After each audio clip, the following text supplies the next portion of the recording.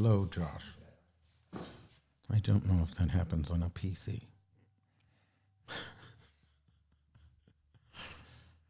Please let me know, people, if you can't hear me, because literally it's so hard to monitor myself, and this is challenging. Josh? Can you hear me? Do I sound staticky? Okay, we're working. Only 40 minutes, 7 minutes late. But we're here. And it seems like I'm getting people from YouTube and from, I cannot see. Appearance on this text is way too small. Okay, there you go. For us old blind people, I can now see. Hello. All right, I think I can't wait to get this like portable monitor, because then I can just pull the monitor towards me. This thing, the wires are also discombobulated. I've got a whole new setup coming. Good evening, everyone, and welcome to Hex Education. My name is Christian Day, and I am the devil. We just got done with another fabulous weekend of HexFest, which was the 2019 event. You know, and as usual, what the hell is going on here? Now there's some little thingamajig. Oh my God. Like there's some little yellow, oh, I can't even tell anymore. Let me quit out of the chat and reopen it. Really is annoying. Just technology's just not there yet. And let me make sure that I have the call-ins, because people can call in, by the way. The number to call in, I'm sure Whitehawk is just itching to call in. 978-219-4472. Whitehawk is my sister in the Rape Threat by Proxy Club, which apparently is the latest thing I'm now apparently guilty of. But you know, of course, you know, I invented cancer.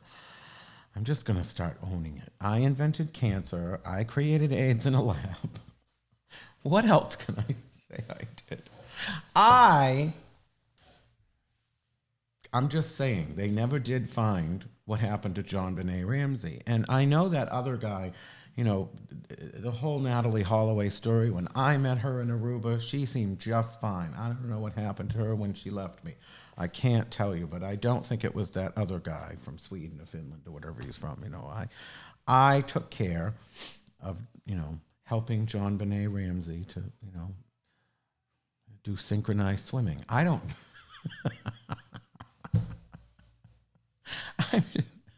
Eventually, you get accused of so many things. You just want to have fun, you know, being responsible for them all. I did have. I'm sure some of you saw my little meltdown, my Roseanne Barr moment, especially that parachute of hanging skin, otherwise known as Kiri Spencer. Shout out to Kiri. I you know, she should do skydiving, because she could just jump out with nothing, and it, you know, she'd catch the air. Somebody said, "We know you killed Hoffa." Yeah, basically, you know. I don't know. You know, I could have. Was I even alive when he disappeared? I don't know. I think I was like 5. I don't know. But I'm guilty of everything. We need to get that out of the way, because that way, if you still love me after I'm guilty of anything and everything, then I'm all set here. You know, this means that, you know, I'm just eternal. What is it? Inevitable. What does Thanos say? I'm inevitable. No, I'm eternal. I prefer eternal to inevitable. Inevitable sort of just says this one point in time, whereas eternal just says, I'm here forever, bitches. You ain't never getting away. So, HexFest was so awesome. In fact, I want to bring up the thing on my phone. I don't want to forget people, because this was just, I know everybody always says it was the best yet, but this really was the best yet. And Josh, I think you're probably okay to relieve Cameron, by the way, because I think this seems to be working. So unless somebody in the chat tells me it suddenly isn't working. Huh?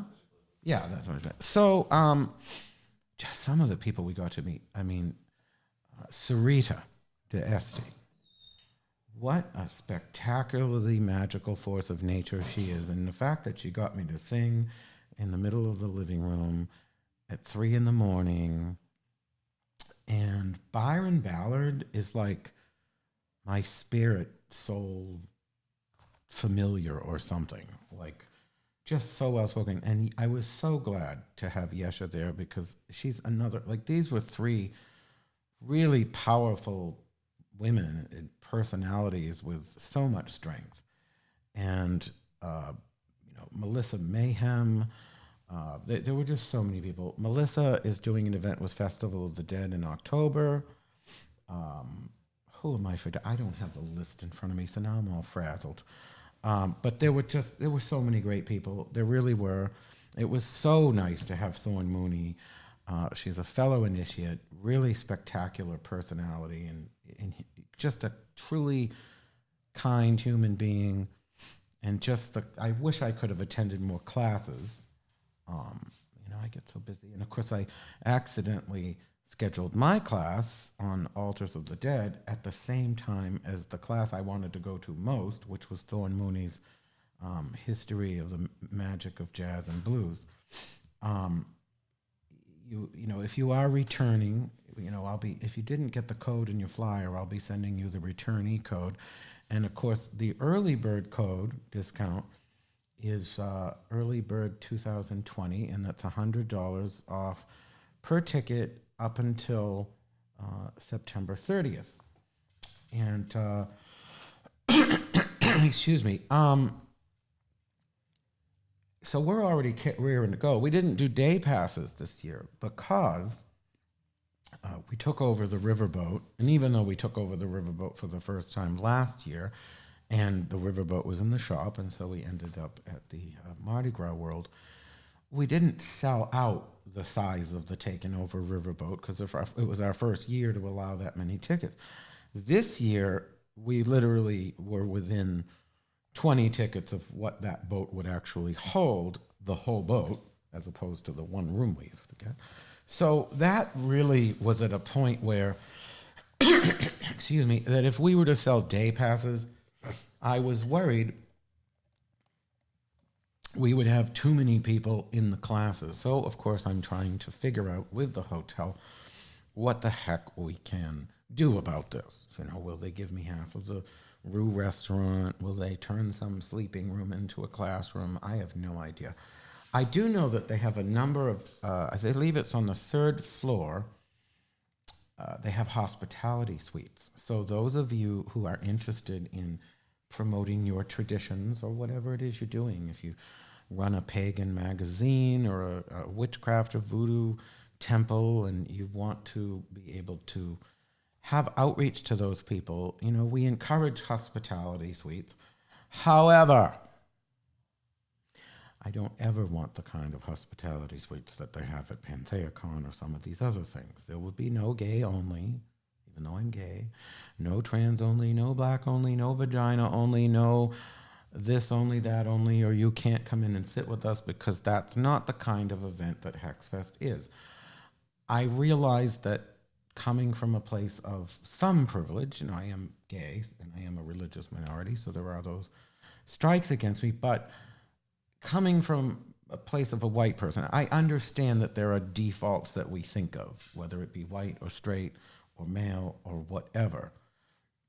And so it's not that I don't see the value of those types of you can't sit with us rooms, safe spaces, what have you, though I never I remember there used to be a safe space at Brandeis University when I went there, and anytime I would go there, they'd all be watching Sesame Street, and I never quite understand it.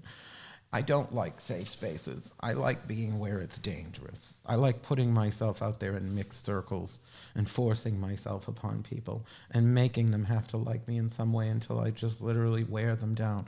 Like my friend Vicky Lee, she's passed away from cancer, but I remember when I, met her at 19 in the North Shore Community College rec room, and she said, "Get away from me, you effing F," because, she was lesbian, she didn't like gays, and I just looked at her, I said, "You're going to be my friend." And of course, she was a friend for decades.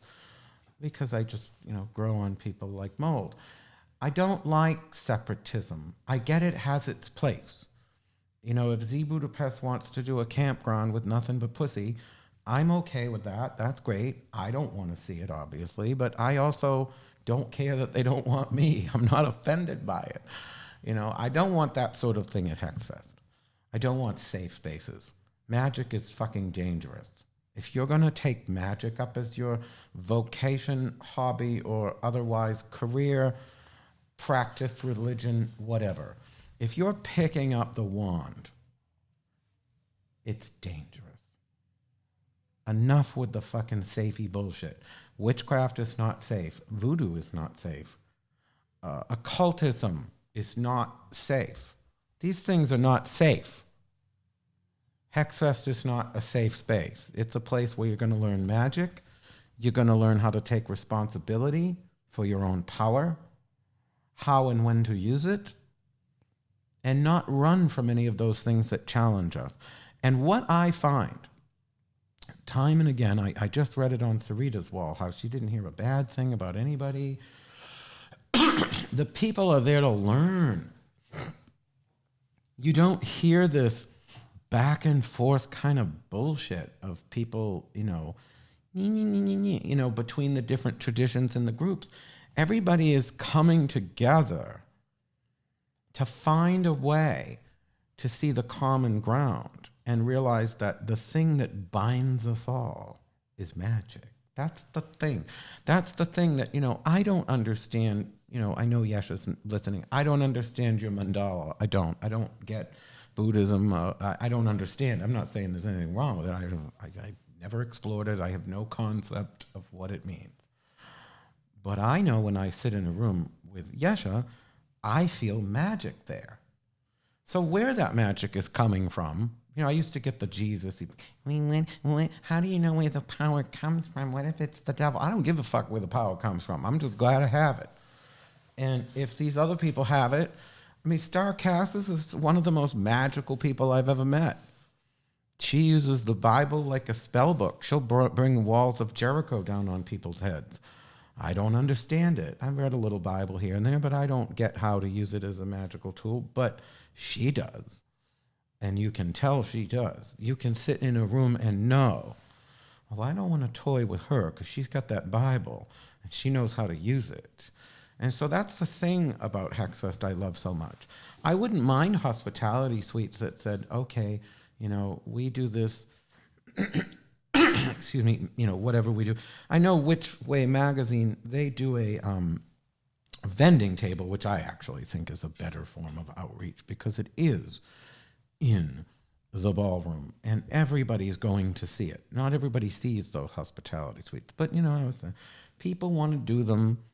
I don't have a problem with it as long as they're not, you can't sit with us.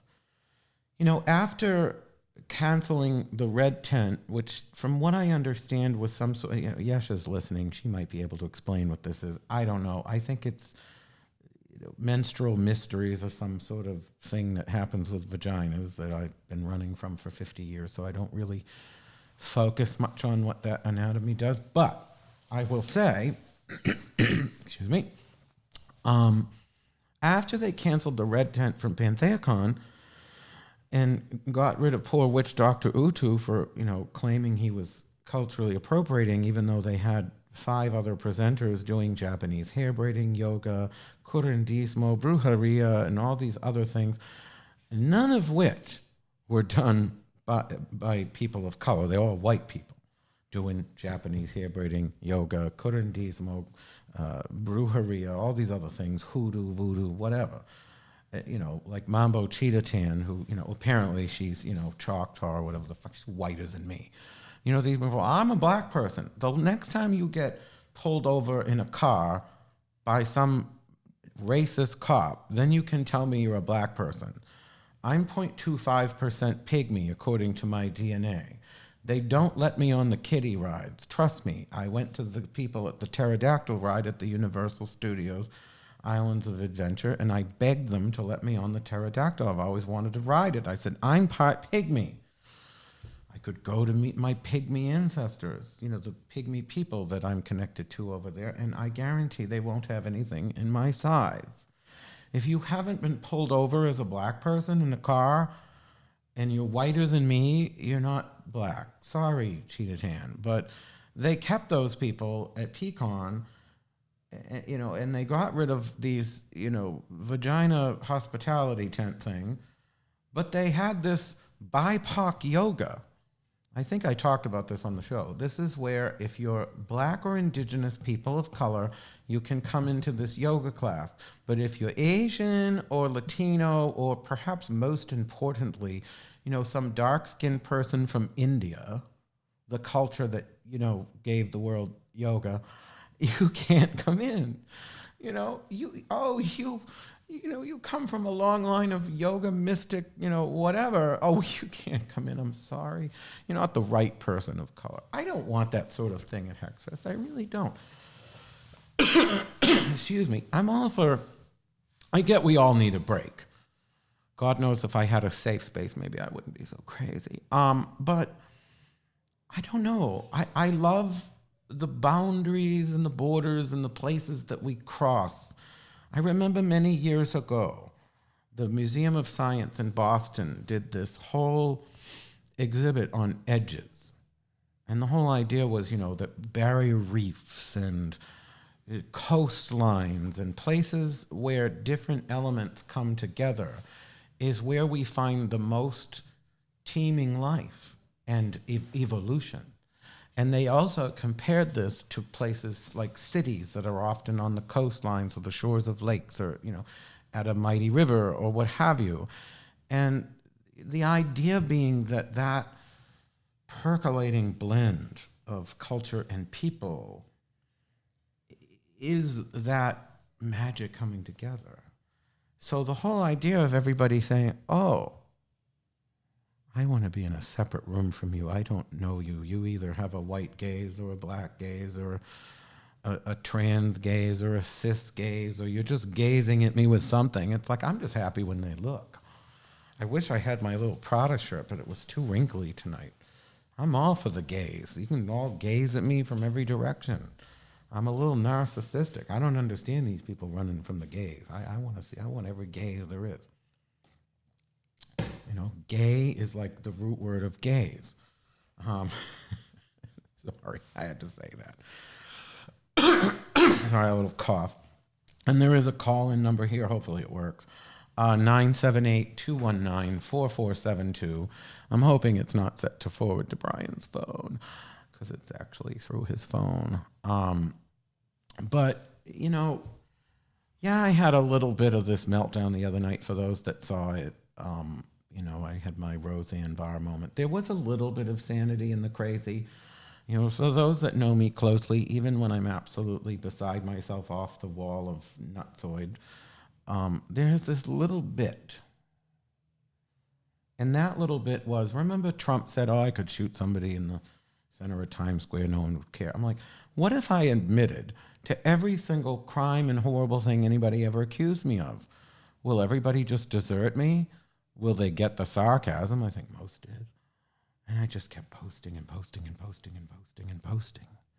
I thought my husband was going to kill me that. I'm bragging other people, because I dragged in my poor niece and other people that, were co-accused with me of things. And I think I lost one Facebook friend, but there's always at least one every couple days that goes, and I think that's the natural attrition. So you just lose people like, the ones that say, well, you don't talk on my wall, so they delete you. I don't think it was anything other than that. So it's like, whatever. It's just noise. It's like these people, I don't even want to name them at this point, because they're all the same. And I get a lot of messages from people, how do you deal with haters? I have these haters, and they're doing this to me, and they're saying that. And I look through, and it's all the same shit. It's like these people plow through person to person. Sometimes we have the same, God knows Laurie Cabot and I have the same top 5 haters in the same order. It's very funny. We get a lot of the same type of losers that creep around with something to say. But they go through other people. And other haters that aren't my haters will go attack other people using the same tactics my haters do. They don't have a new shtick. The only shtick they really have is their lack of their own success, because they're spending all their time on those things. Every once in a while, someone will push and push and push and push. And finally, I kind of lose it. I remember seeing the Dalai Lama many, many years ago on TV and saying, my approach to nonviolence. And he used this example of a mosquito that lands on your arm. And he said, well, maybe you let it take a little blood. And the next time, blow it off. At what point is it like that? And that's the Dalai Lama.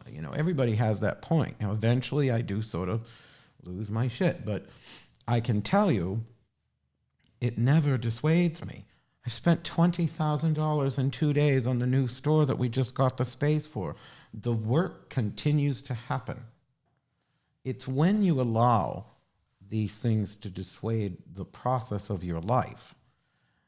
These people they're all on. Have you ever noticed it's the same 10 morons on every Facebook group trying to hijack the narrative for some me against the world plateau of misery they've just set themselves upon, and they're not moving forward. They're just going from place to place with the same criticisms of everybody. And okay, I've probably provided them with a few examples over the years. I'm not the easiest person when it comes to firing out at me. Sometimes I will take that little BB gun and fire back with a bazooka. I don't deny it. Sometimes I do that because I don't believe in what my best friend Sean used to call the squeeze, the titty game, where you just sit there going back and forth, back and forth. It's just like rip the tit off, move on, and get your work done. So sometimes I handle these people rather strongly because I just want them to go away. I don't want to deal with it. And of course, some of them are so crazy they don't go away. I think, often it's better to ignore them and not feed their fire, but sometimes you don't have a choice. For example, the Archdiocese, or someone claiming to be the Archdiocese of New Orleans, called up the Creole Queen riverboat before the event and said that we were devil worshippers. And the people at the Creole Queen, who are so gracious, they told them that would be discrimination, unlike that Steamboat Natchez that doesn't do gay weddings and, loved kicking us off. So, you do have those foes. It's sort of like Melissa Mayhem will sometimes refer to some of these people I deign to talk to as you'd argue with a napkin, and she's probably right. There are times I would. Less so now. But, now you've got bigger fish to fry. I mean, who knew the Roman Catholic Archdiocese was going to be gunning for us? But I will say this. Of the 3 protests that happened last year, one was Mike Church Radio, who's a very right-wing Catholic who I do not believe has the imprimatur or stamp of approval from the Archdiocese. In fact, he's so right-wing, he has a lot of views that have kind of faded from Catholic favor, such as pro-death penalty and very, anti-safety net economics, which, the Catholic Church really isn't that. And so he really led that protest with the TFP Student Action Group. I believe it was the TFP Student Action Group that did the second protest, which was the notes under the hotel room doors. And contrary to Kookabell, I'll call her, from Ontario or wherever the Christ she is, no, they weren't just put under the doors of HexFest participants. They were under most of the doors. And first of all, because of course they think I did that or I hired the protesters, first of all, I wouldn't know whose room was who. Only the hotel room would know if those names cross-reference, because I don't get their names, but they do get mine. So the hotel cross-references purchasers of HexFest tickets with hotel rooms, so they have a sense of what I'm bringing to them, but I never get that information. I don't know. So, I couldn't do that. And first of all, if I'd hired the protesters outside, they would have been like the protesters last year. they would have been well dressed and doing their prayers in Latin like the protesters last year, which, mind you, I also didn't hire. But if I'd hired them, please ask anybody that works for me what a bitch I am. Like, I would have let those people leave after 20 minutes. There were only 13 of them, and they were there for 20 minutes. If I'm paying, you're going to be out there for the full hour at least. And so the third protest was the one that the little old ladies did a prayer circle at Mary Magdalene Church in Metairie. And of course, I later pointed out to the Reverend there, Father Christian Delerno, about how he had a convicted pedophile deacon helping with the kiddies at the school next door. So needless to say, the two little old ladies that formed that prayer circle last year, they did do it again this year, but not at the same church. They went to a church in Gretna, so I think Delerno wasn't having any of that. Maybe he was sick of my emails. Either way, I win. So this, I don't mind the protesters outside. This is a free country. I'm a member of the ACLU. People have a right to protest. What I don't like is this calling the venues, trying to bully businesses. And even then, there's time for that. Chick-fil-A or whatever, people should boycott them. But you're really going to call and harass some riverboat because they're renting for witches while you've got pedophiles diddling kids in the back of your churches. You've really made us the priority at HexFest, witches, voodoo priests, conjurers, and even Christians and Buddhists. You've made us the priority when you've got priests diddling the kids in the back of the church. I think your priorities are a little bit skewed, Mike Church and TFP and whoever else. I just really. Camille Marie said the protesters would have been better singers if you hired them. First of all, if they were going to sing, I'd be playing Catholic for a day and I'd be singing. So, I mean, here's the thing. The protests were great in a sense. We were not able to sell any day passes. We sold 78 more full conference tickets. We sold 78 more than we did last year. I obviously think that is mostly due to the participants enjoying themselves and coming back. And I think, and I'm going to hold this call. There's one coming in, but I'm going to mute them for a second. Call from Uncle Birch. And press 1. To send a voicemail, press 2. I don't know. Hold on. I don't know how to mute you, Michael. So just stay on the line until I have a chance to have you come in. But Muting myself. Okay. So, anyways, I think a lot of it is the people enjoying themselves. I think so much of it is.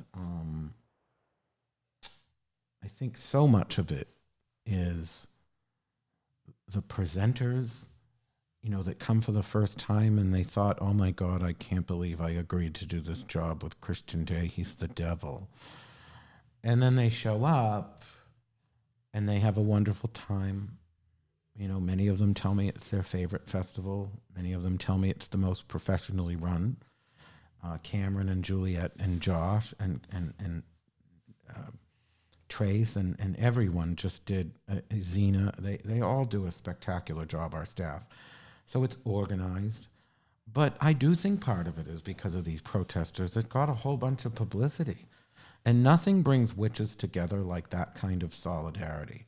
Like, we might all be like cats on a clothesline. Sean used to say that about Salem. We might all bicker amongst ourselves, but lest some outside enemy come in. We know how to band together. And I do think that had a lot to do with the success of HexFest because people realized, well, this is our civil rights at stake.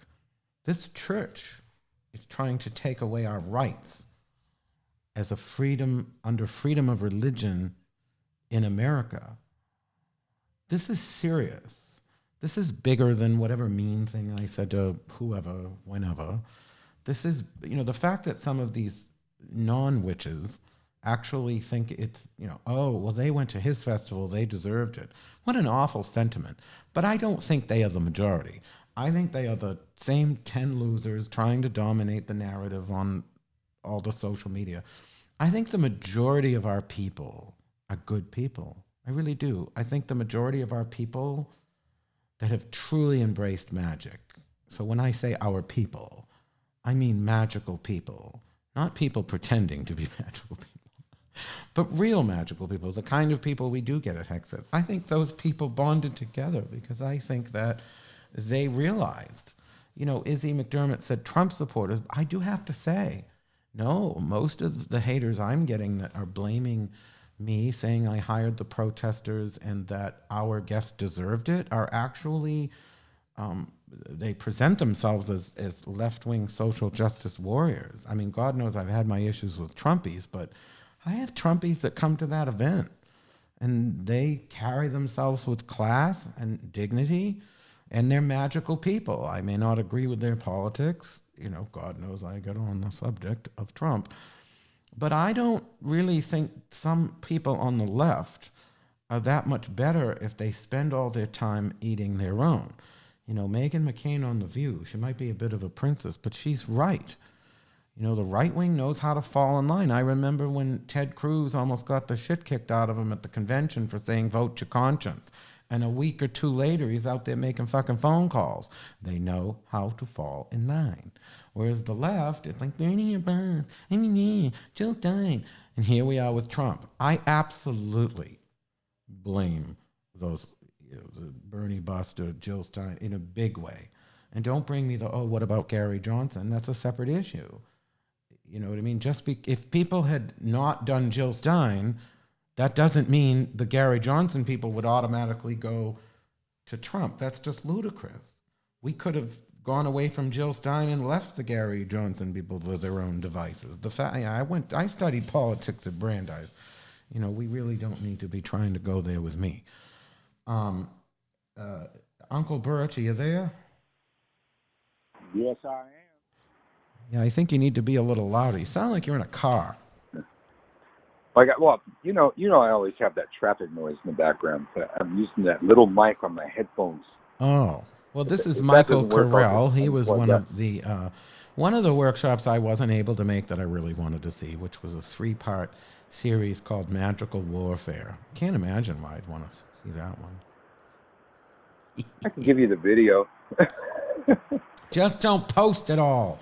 Jesus. Nope, I'm not. This is the Disney model. If you want what happens at HexFest, you need to come to HexFest. I'm never selling them, recording them, any of that. We will be doing classes in this studio here, actually, and eventually up north when I've perfected the technology, or at least it stops failing me. And, but that's it. Well, there'll be classes you can take through the store, but HexFest as an experience must be an experience. From the riverboat all the way through to the closing ceremony in the ballroom. It must be, because I feel like that, it's a journey, like the tarot is a journey. How was your experience, Michael, with your first HexFest? Well, I'm glad you asked, because it was our favorite festival, and it was the most professionally run. I pretty much had to get our asses on a plane and show up. I had to have material, stuff to talk about. Talking points, I guess. But everything was handled by your people. You've got great people, professional people, and they handled all the arrangements. And this was Cameron's first year, so yeah. Yes, Cameron, man, I love Cameron. I wish I had met her, but yeah, Cameron handled everything. We just got sent an itinerary and all right, we just go do this and show up, and we arrive here and take a lift there and end up on a riverboat on the Mississippi. It's odd. I studied very little of really didn't study anything other than the shit I didn't like at Panther. I knew I didn't want one of those stupid hotel room lotteries. I didn't want any hand in the... That's what killed Pantheon. I wanted no... It's why I've never gone. I wanted no hand in the hotel rooms other than providing a link. Because I never wanted people to go, I couldn't get a room because you like this one more. I don't want anything to do with the hotel room. Sell your fucking hotel room. I think they might get a cut of the hotel rooms at PantheaCon, which is even more ridiculous since they were all run by volunteers. They're at a non-wedding destination hotel where they don't actually have to probably pay much for their function rooms because you can get them free based on the number of sleeping rooms you sell. So, I mean, she's got to be raking in $200,000 to $250,000 for that event and barely pays anything out. And yet she allows it to be destroyed by volunteers. Surely out of a couple $100,000, you can hire a few people that will do what you say, as opposed to these people constantly threaten to walk out because of some political purpose, like that Jamie Morgan or whatever her name is, that just, it's so bizarre. I didn't really look at what was good. I mean, most of the festivals I remember, because I go back so long, were all the ones in tents. And right out of there, I'm like, okay, I don't want communal showers. I don't want tents. I don't want this. I didn't really see that there was much to study other than I knew I wanted magical subjects and I wanted to orchestrate them like a disc jockey that's putting it all together and saying, what is this? And, we try not to put too many of the same kind of class at the same time. So there's a witchcraft one. That's what I was shooting for right away. I figured, nobody's going to cover this.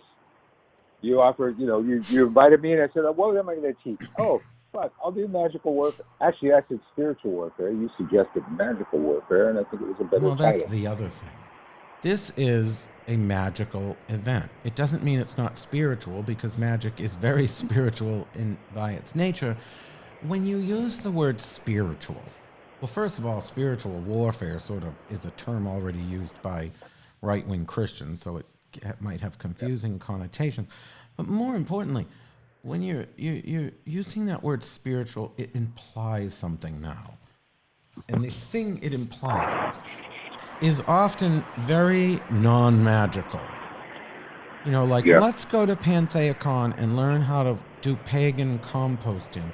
Oh, at 3:00 we'll be at 3:00. I know the person that did that one too. Right, at 3:00 we're going to be braiding our vaginal hair for the goddess. It's like, okay, that might be spiritual. Wait, was that really one? Was that a workshop? It wouldn't. The fact that you're asking just proves my point. No, I've never seen it, but the fact that you actually have to sit there and contemplate that it might be real simply proves my point. As Sean used to say, every morning. Is that real? Sean used to say, witchcraft is not all about exploring your vagina with hand mirrors and yarn. It's about magic. It's about taking control of your destiny, your life, and making shit happen that you need to happen. Literally, I mean, I now can say, I did the magic for the omen. And what's funny is I kept losing all these spaces. And I finally realized why.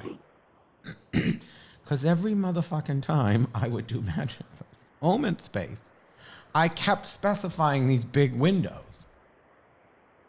And so every place I would find really didn't, they looked like old, double shotgun, single shotgun. They had a certain architectural vibe with the shutters, but they really didn't have big windows. None of them. Not one of them had big windows. And the one I finally get has these big-ass fucking windows. So it's sort of like the magic finds its way, and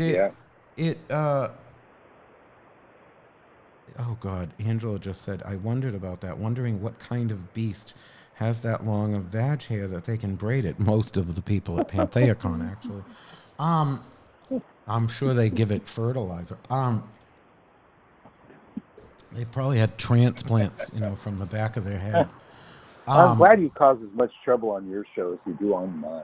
I don't care. At the end of the day, I want to have fun.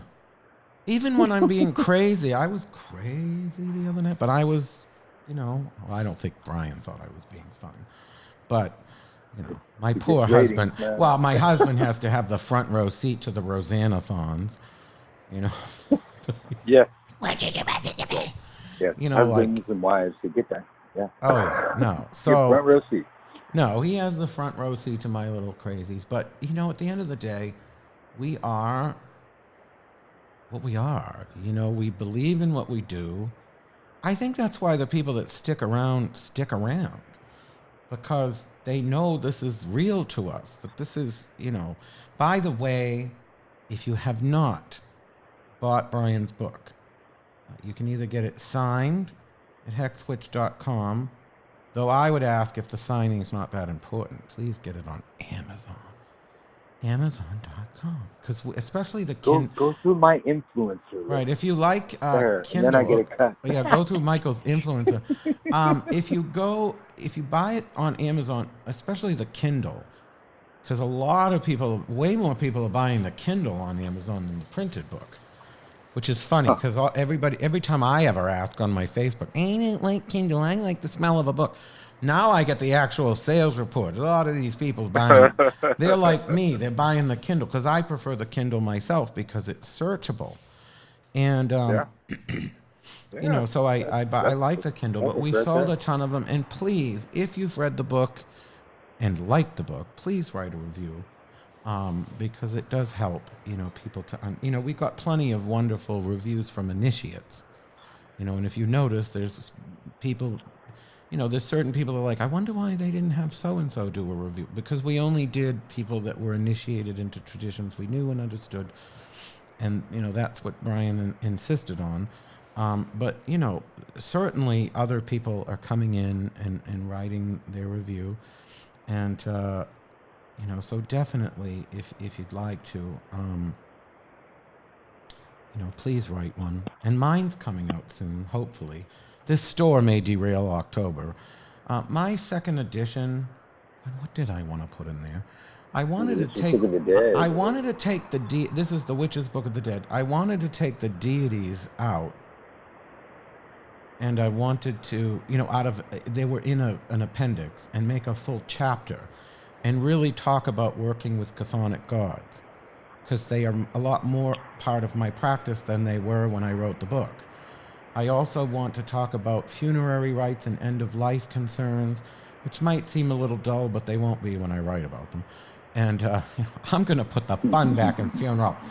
Oh, wait a minute, That was I believe that's an actual headline. My wife used back in the newsroom back in the day, man. She's always saying that, putting the fun back in funeral. I'm putting the fun back in funeral, yeah. And so, you know, I want to talk about that. I forget what else I wanted. There were just other things. I wanted to change up recipes. Yeah. I really wanted to go through it with a fine-tooth comb. Take out, you know, there were things that were in there from when Sean and I were going to write it that I don't agree with. And I didn't really get a chance to fix it before it was published. And so some people got the wrong idea that, you know, they got the wrong idea that somehow I'm out there commanding spirits, because that's what Sean would do, and I don't. I build very relationship-based, you know, situations with spirits. I don't, like, call them up and command. You know, and some of that was in chapter 1, and it just, I really want to, it's not, it's not like I'm trying to soften it up, but it isn't what I actually do. And then I want to take out some of those recipes from in Salem. And, you know, like, she had given me a food of the dead that I forgot to actually review closely enough to realize it had salt in it, and I don't like using salt on an altar. And I realize everything has some salt in it, but still. And I never used it. And I say in the book that you need to tailor your offerings to who the spirit is. But somehow that got missed by certain people that would leave reviews of my book and go, he treats all the dead the same and uses the same offerings, which is a complete lie. And I think a lot of the reviews are fake because they just look at another, you know, oh, I want to write a bad review. So they go and they look at somebody else's bad review and just repeat what it says. So there's like 10 different people, 20 different people on there saying the same thing that just not only isn't true, it's completely opposite in the book. It says we go, you know, treat them uniquely. I'm going to take out that awful olive oil thing, anointing oil, and I want to put an actual recipe for either my Hecate oil or my grave spirits. Either one is great. They're all natural, and they're from my Pure Magic line, so why not give them... You got to take it out. It's olive oil. That's old school. Well, no, but it's... Okay, maybe you can put this stuff in a base of olive oil. Yeah. But it was like olive oil and fava beans, and I get the whole Sicilian thing, but I'm not Sicilian, and whatever. I'm fine with the olive oil, but it's going to need to have my essential oils in that. And I may put 1 or 2 recipes. I might create one just for the book. I haven't decided. And more So likely, you're doing a carrier oil with essentials on top. Basically. right. Whereas the one that's in there now is, I don't know, boil the oil, these fava beans or some fucking bullshit. I would never Boil it. Boil. I don't Olive remember. oil? You'd have to Never, check the never. book. You'd have No, to heat check it the just book. above I room might be temperature and wrong then about cool the. it. That's, I might not no, be. you're probably right. I That don't was a remember. very I never bad looked at idea. the fucking Very- thing. I said, "Oh, thank you, Laurie," and stuck it in the book. Like I never really studied the thing because I think, oh, she must be right. She knows what she's doing. I'll stick it in there, and I'm not saying it's a bad thing. I It's mean, just, that's really the oil you heat the least. but it's not how I work. Like I would prefer to use fractionated coconut oil that never goes bad, or jojoba that almost never goes. Jojoba. Yeah, but that still goes bad. Jojoba goes bad? Eventually, yeah. Not at the rate that Okay. it takes a couple years because it's a wax. It's better for the skin. It's closer to the chemical of the skin. It's why we're switching. I used to do like a fixed almond and jojoba. The best thing you can use, though, some people say it's bad for you, but it's in every sort of cosmetic known to man, is dipropylene glycol. When you put essential oils in that, it makes them go so much longer. And because my oils are real, I can only put so much in, like I have to use mostly carrier. I think we use 20 drops of essentials in a 2-gram bottle because they're actual essentials. That's pretty standard, actually. Right. And so, they're actual essentials. Everything in our Pure Magic line is real. We have an amber from the Himalayan mountains. We have what do you call it? An extraction of beeswax. It's a chemical extraction of the smell of beeswax. So these are all, phenomenal, but I want to put that in there. I want to put better recipes. I want to go through and kind of adjust the text throughout the book. Some people keep it the same and write commentary. I don't want to write. I want to update it. I want to bring it up to where I am now. And there are some things that are where I never was, like that food for the dead, that anointing oil, the whole idea of commanding spirits. Yeah, okay, if you need to, if you get in a bad situation, you want to sort of step up notch, but I don't know. Sean had a way, that sometimes I didn't really see eye to eye with because it was a little more controlling, and that's not how I work. I'm not saying it's bad. I know there's people that do work that way. I don't like it. I mean, I guess it's bad to me. It's just not how I work. So I want to really reflect where I am now, really go through the whole thing, add a couple of chapters. Some people might want to stick with the old one, but it's really for me. I want this to be a reflection of my own growth.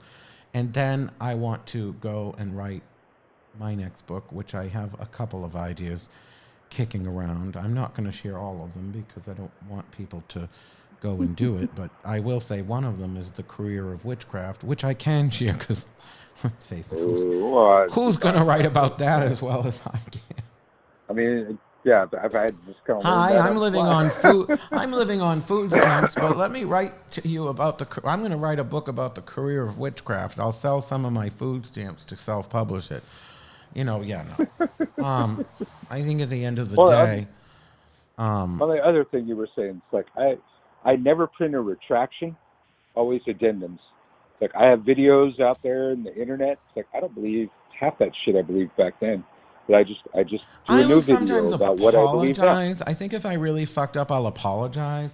Though I have to say I'm really done apologizing. Well, yeah, I'll do that. Yeah. I'm really done apologizing to the Trailer Park Rube from Roswell, New Mexico. She has she's practically sucked my sexual fluids. I mean, I'm serious. This woman's so fucking, she's attached to me like a remora fish on a shark. Like, wait, which one is this? The one I said a few things. She accused me. The one we talked about on Winter. It's okay. Yeah, I've never. First of all, this whole idea of changing my story is bullshit. I've never changed my story. The only stupid thing I did was when I was so upset, I put it on my wall and I'm like, I reported you and everybody else. But I really didn't report her. I reported most of that group. That's the other thing. And now he's saying he didn't dox anybody. Well, first of all, I didn't dox anybody. I reported some fake Facebook accounts. Since reporting a fake account was part of Facebook rules, and doxing is illegal, that's not illegal. If Facebook has a policy that you can report a fake name, and then you, who I reported, are forced to put your real name or delete your account, you can delete your account without putting your real name. If you choose to put your real name, fuck you, that's on you, not me. Stop trying to sell that bullshit. Maybe some fatty will believe it. I am not one of them. I don't care. I don't. Don't come to me with stupid fucking arguments, because I don't have time. Like, if you're going to come to me and say, here's my sense and sensibility of this issue and whatever, and you make sense, I will engage you. If you make no sense, then I don't care if you get 10,000, well, I believe it was 26,000 shares on Tumblr. I don't care if you find 26,000 addle-pated Tumblr idiots to agree with you. You could drop me into a mega church by helicopter, into a mega church of 15,000 people who believe that the world is 4,000 years old and that Jesus rode a dinosaur or whatever, or the dinosaurs couldn't fit on the ark, or some such completely non-scientific bullshit. And the fact that I'm the only person out of that 15,000 people in the room that knows the world is older, 6,000 years old, 4004 BC. The fact that I'm going to be the only motherfucker in the room, and that the other 15,000 really believe this world is 4004 BC, doesn't make the world 6,000 years old just because those 15,000 people believe in it. So she can get all the people on Tumblr to think, well, he had to put a real name. No, she didn't. She had a choice. But I didn't report her. That's the other thing. However, I did report most of that group. Why did I report most of that group?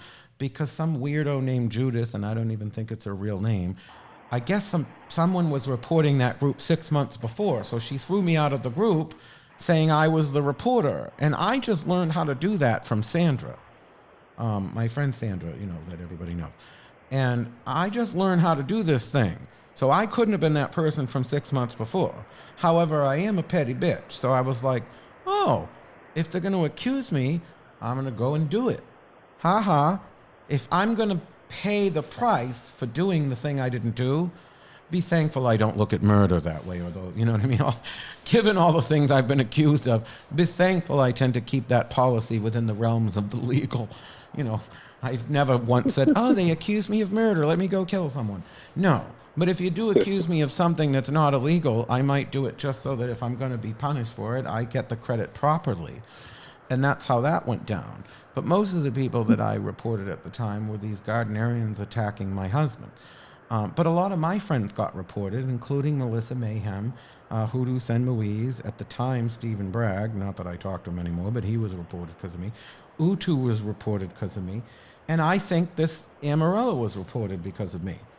And I know what I said on my wall at the time, but it was in one of those Roseanne moments, and it wasn't like this piece of truth. I was just literally off the fucking wall. I really didn't report her. I didn't report Kookabel. I mean, this woman's name is Cockabel. Don't you think as fake... No. Don't you think as fake as that name sounds that if I'd reported it, they would have deleted her account? It's a fuck all lot weirder sounding than Amarella. That means that we just joined a very special club over at Wittersham's, because we just got reported. And I love all those people on that list, man. Is there a secret handshake? Oh, no, they were all trying to report. Well, that's because hey, look. Now, Kookabel, I thought she was poor. Apparently, she's rich. Now she's talking about buying the buildings my stores are in. But this woman said that she made it sound like she didn't have money and she wishes she could get my book. So me being, Mr., sucker for Christmas type of person, not only got her my book, I gave her like Laurie Cabot, but I got her like 5 or 6 different books. And that's the Amazon link you were talking about? Oh my God. Right, and the only reason that I gave, the only reason I gave that address is because I thought other people might want to give her books. Okay. I'm sure you. I believe you. Yeah, no one believes me. I don't don't know what, at That the was end of the day, lying. I don't know what these fucking remora fish think they're going to accomplish. Because guess what? We were up 78 people at HexFest. Did everybody have a good time? Certainly looked that way to me. I think at the end of the day, if we're all enjoying ourselves and doing our magic, these little people are just going to sound like noise. Her whole thing is that, oh, well, he hasn't learned his lesson because of the phone calls to the little old lady. First of all, I never made those calls. Anybody that went to court that day when they didn't have the media there for the follow-up when I got it thrown out, I couldn't testify the first year.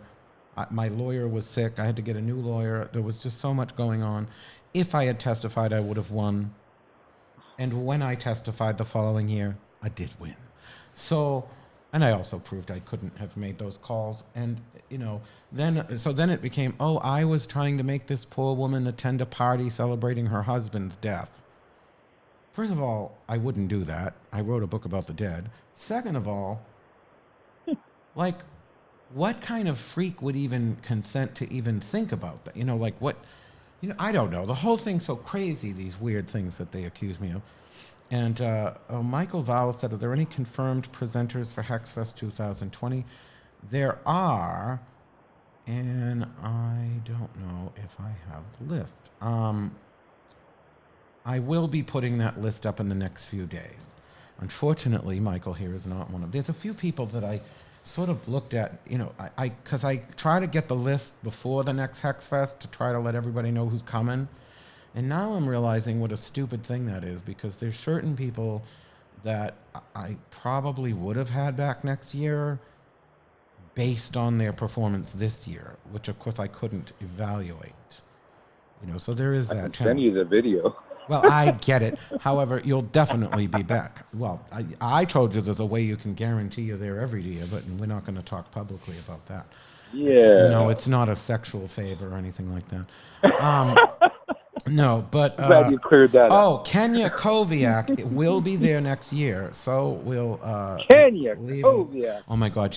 Talk about my spirit animal. She's so fucking great. I just love watching her talk and just telling everybody how it is. So just want her to come in and just sit there and tell them all how it is. She's already submitted her stuff. I don't remember what she's doing, but, whatever. At the end of the day, I make mistakes, but have some sense of redemption. I love how the pagan and magical communities so eschew any concept of growth or redemption, considering how many of us love to do this prison ministry. So I guess what it really boils down to is they do want redemption, but only if they give it to you. What's the line from Wicked? Yeah. The most celebrated are the rehabilitated. There'll be such a whoop-de-doo, a celebration throughout Oz that's all to do with you. In other words, they want me to have redemption, but only at their behest. I can't find my own redemption. Yep. I must solicit it from them. They must dole out redemption points. They must give you absolution. Amarella, you're not a fucking priest. Take the fucking collar off and shove it up your ass. At the end of the day, none of you are going to be... The only person I'm looking for redemption from is me. And my gods. But me. And I don't need it from somebody else. I'm not looking for it from somebody else. And no one, none of you should be looking at it from someone else. You have to find that love within, that redemption within, that forgiveness within, and that magic within. You go chasing your fucking forgiveness from other people, you'll be waiting a long ass time. I'm just saying. By the way, the number to call in is 978-219-4472. I know, Angela, you're out there, Miss Potter. My fellow, what did Amarella say? She was all Angela did was say, she thought Amarella was one of the Catholics. So she was like, why don't you go back to the priest and sit on his hard lap and let him read the Bible? So she's calling that a rape by proxy threat. In other words, she's threatening Amarella was raped by a priest or some fucking idiotic shenanigan of whatever. I mean, it's like, and here's the best part. And you know I love you, White Hawk, but I have to be honest. You know, anybody that knows her from back in the show days with Hex Education, she really knows how to drag it out. She's got that slow voice. What other person to sick on Amarella? You know, I'm just saying, White Hawk, you can be fucking tedious. So you put somebody like that in this little, you know, soup with these crazies, and it's just, she'll just destroy them with sophistry. You know what I mean? She'll just like wear them down. The only person I knew that could do that like her was Lily Ali. You know, they'll just wear you down. People, you know, and by this point, Amarella is ready to pull what little hair she has left out. Oh, Camille Marie said, pretending to be offended is the new internet trend. Well, it is. No, here's the thing. It's like everybody wants to be put upon. Fuck off. You know what I mean? It's like, try being me for a week, where they're accusing you of murder or whatever, or hiring Catholic protesters, whatever. At the end of the day, you know, it bothers me. I'm much more, you know, I saw that movie, Rocket Man, and they said, what did they call Elton John? An introverted extrovert or some sort of thing. Like, I'm really much more of an introvert. I truly am. I just sort of force myself out there. Oh, I guess she did try to call. I don't know. Too. I don't know what happened. Oh, maybe it's because you're on the phone. I'm going to have to let you off and try to call her back. Let me clear the line. But let me just say in closing, we were talking about redemption earlier. I have seen the best public apologies that I have seen in my life from Mr. Christian Day, back during a lot of that stuff that he was talking about before. But I've had so many bullshit apologies delivered to me in my life. I recognize the real deal, and you gave the real deal, and you know you can't get redemption from those. You know, you can't undo what you did. It's because you can atone for what you did. If I'm going to be a cunt, I'm going to be a sincere one. If I'm going to apologize, I'm going to apologize sincerely. I don't do anything I don't want to do, and trust me, you, Mr. Day, are a cunt. If I am forced, if I'm forced into doing something I don't want to do, you can see it all over my face. It just doesn't happen. I wouldn't have apologized if I did. Look at all the things they think I did that I didn't do, and obviously I didn't apologize because I didn't do them. But look at all the things I have said I've never apologized for because I ain't sorry. Some of those things I'm not sorry for. And frankly, some of them are worse than what I said to Amarella. And I'm not sorry for them. I was sorry for what I said to her. Not so much that I said it to her. I mean, yeah, I guess, but she was a twat. I was more sorry because other people then saw what I said to her, and it triggered and hurt something for them.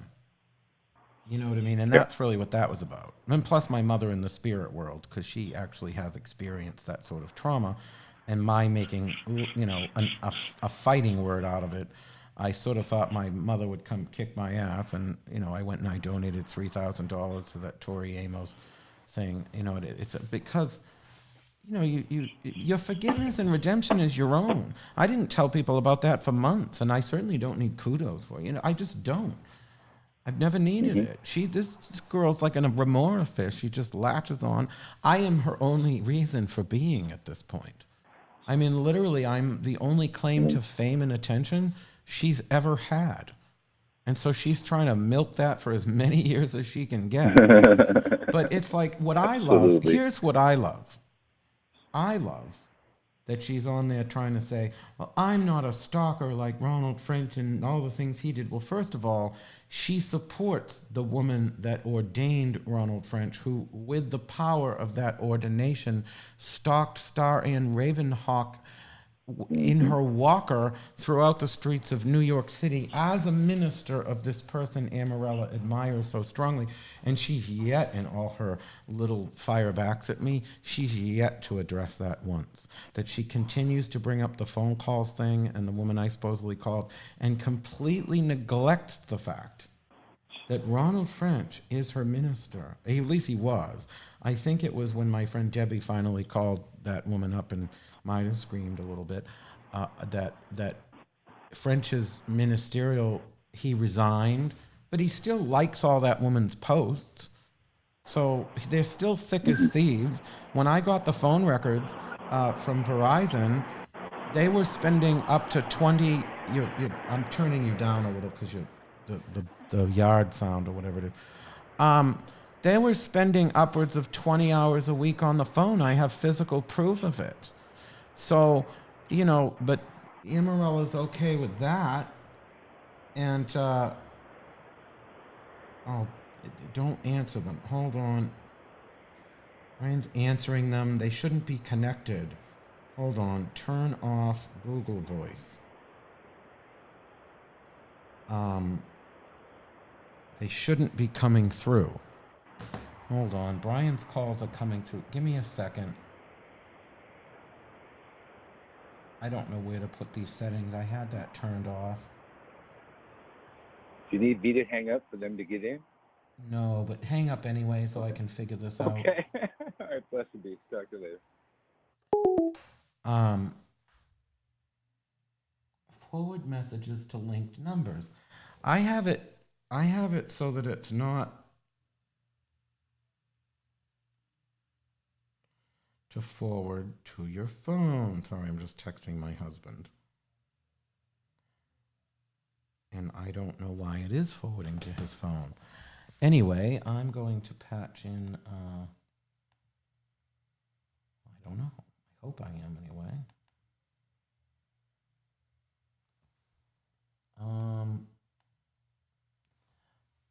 I don't know, Whitehawk. I'm hoping we can, oh, here she is. Hold on. Are you there? To accept, press 1. To send a voicemail, press 2. I don't know why it's having to accept here. You there, Angela? Yes. So basically what's happening is this is Brian's Google Voice number, and it's going to his phone for some reason. And I have it set that it's not supposed to. I'm not sure why that is. Give me a second here. I'm just looking at the thing here. Always use my devices, web, iOS devices. Okay, I'm going to turn that off. Call forwarding, screen calls. All right, I think I fixed it, Brian. I think I fixed it. So how does it feel to be a rape by proxy threat advocate? You know, I gotta tell you, I used to teach high school, inner city, and kids can't read, right? I mean, small things. But this is an adult. This is somebody who is supposedly leading her little minions, and she can't read. I think that she has an overinflated ego. I think that she has really outdone herself because I have never had so many readings in a month in my life. So if it's rape by proxy she wants to call it, yeah, okay, go ahead. I can tell you that from personal experience. A year after that stupid phone call incident that I never did that made international news, the corporation, I went in to buy a Jeep, and I had to look at corporate revenue, which I never really looked. I do now, but I never really, well, I don't even really know. I have to ask every time. But we went up $500,000 in corporate revenue. And granted, that's not profit, but we went up $500,000 in the year after that stupid phone call thing. I can guarantee you she didn't monetize it quite that way. But I'm starting to believe, and I want everybody else to hear this too, for your own lives, because you all got haters. If you're putting yourself out there, you've at least got one or two. At least. They're like those little Visa gift cards you get that you pop into the machine and the money comes out. I don't know how to explain it. I don't know if there's a magical formula I've yet to figure out, but the worse they get, the more money we make. I don't know why. Within 2 days, I got 58 calls and 58 prepaid appointments. And let me tell you, what I charge for full reading, that's a lot of money. Well, then at the end of the day, call us whatever you want, as long as you call. What was it? RuPaul said, you can call me he, you can call me she, you can call me Regis and Kathy Lee. Just call. Hello. Yeah. I mean, look, I mean, here's the thing. I think we all have people in our lives that don't like us, but that's magical fuel. Take that anger that they have, turn it into something energy. You know what I mean? If they're thinking about you, they're sending this energy. If they're hating and raging and going crazy, they're sending all this energy to you. Take it, shape it, use it, project it to something that helps you.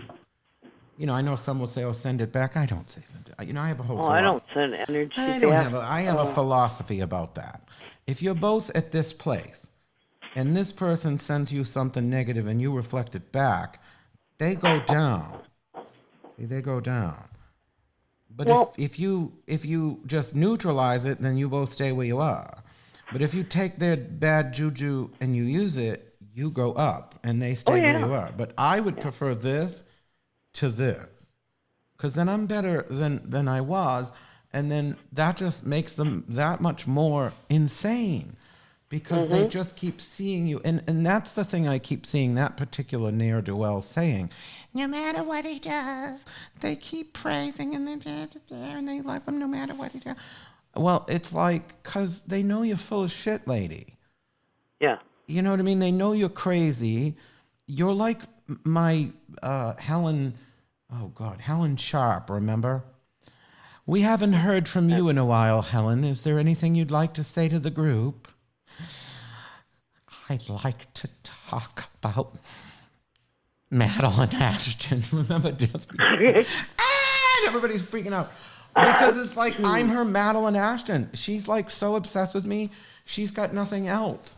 And that's fine, because you're going to actually piss your entire life out with your little self-published books that no one will ever read, when you might have actually, followed my lead, like actually been on the bandwagon. Look at Sandra and Leanne have Reading the Leaves coming out in 2020. I think it's May 2020. It's a book about tea leaves from fucking Random House. They got the largest publisher in the entire world. I'm not saying I'm responsible for that. I will say they did adapt my marketing plan that I use for books. But, so certainly I was there as a resource. I mean, nothing's going to top their spectacular writing. But my point is that when you spend your time, like Sandra and Leanne did, furthering their own agenda and achievements, then you end up with a book on tea leaf reading. I mean, and I have nothing against, I love tea leaf reading, but let's face it, it's not the biggest trend in the world right now. And they got a book on tea leaf reading from fucking Random House. I'm just saying. While Amarella's churning out books on Lulu or whatever. And it's like, well, maybe if you spent less time parading through every Facebook social media group, deciding, how to criticize every newbie that comes along, because that's really what, when she's not attacking me, she's going after all these newbies in all the groups. Well, why don't you just work on your own little novel things and maybe get an agent and try to make something of your life, so you're not scraping together, what is it? I read one time I managed to stretch $150 in food money between all my kids. And I'm like, and I'm supposed to feel sorry for you when you're spending all your time on me. Surely you could find some way to make a few extra. What I don't understand about Amarella, she's supposedly a writer, and she can't spell. I haven't read her stuff, so for all I know, I don't know if it's pop-up book level or, Have you read any? Even in her posts. She can't spell. Obviously, reading comprehension is a problem. And so I really think she's full of hot air, and the only place to get rid of that hot air is on other people. But by the time it comes from Roswell to me, it's nice, cool air, and it's colored green. It really is true. So, and it's even with those Catholic protesters, we were up 78 ticket sales over last year. I mean, this is the thing. We're all still doing what we're doing. Brian just came out with this wonderful book, Initiation into Witchcraft. Oh, I can't wait. Available on Amazon. By the way, they just sent out the bulk of them. I guess the post office either came tonight or they're coming tomorrow to pick up everybody's books that are personally signed. And we're going to have, hopefully my second edition. I can't guarantee it for October. Not with the new Omen, but we're opening a new store. I think that is like so we cool. started just this year. We will have opened a new store and started a publishing company. Now, are you going to add voodoo stuff to the new store, or Now, normally we don't reading? Normally we don't have voodoo stuff at Omen.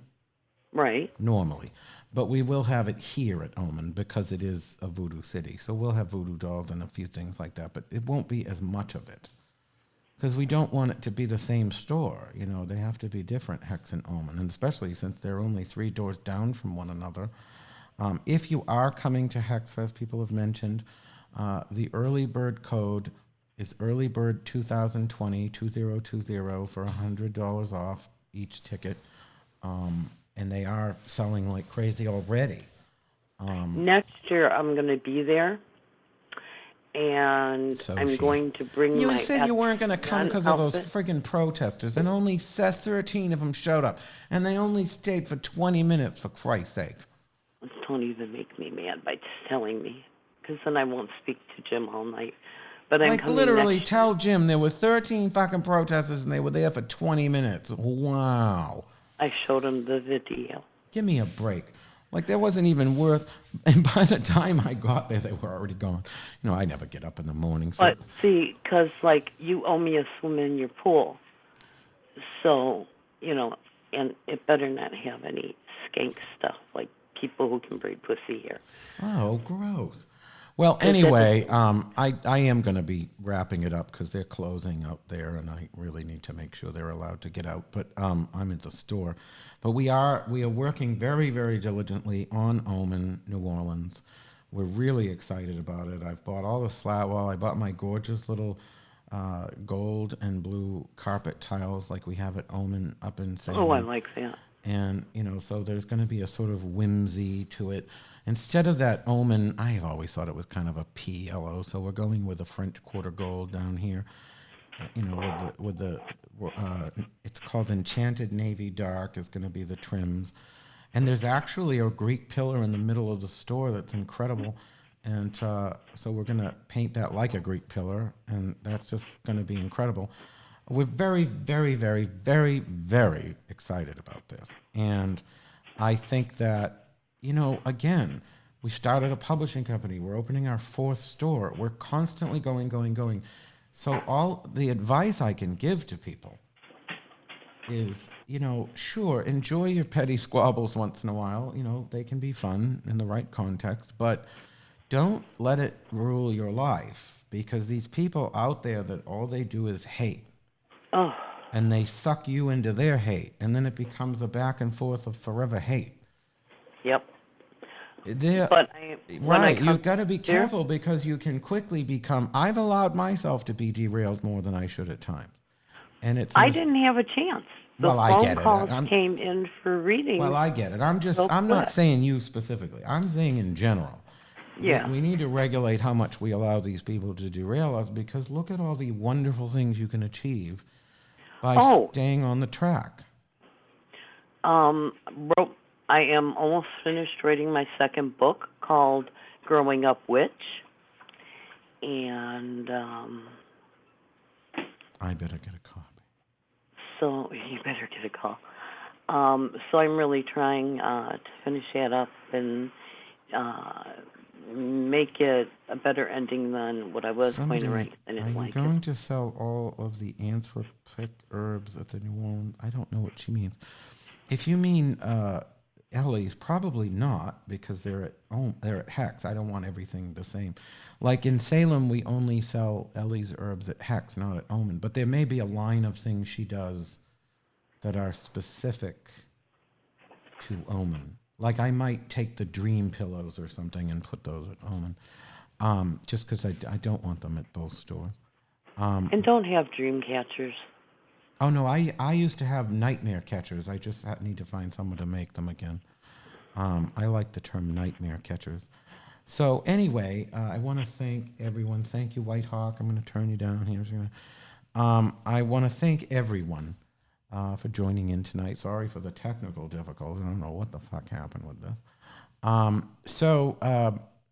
And thank you for all the wonderful messages and comments and concern when I had my little Roseanne-a-thon the other night.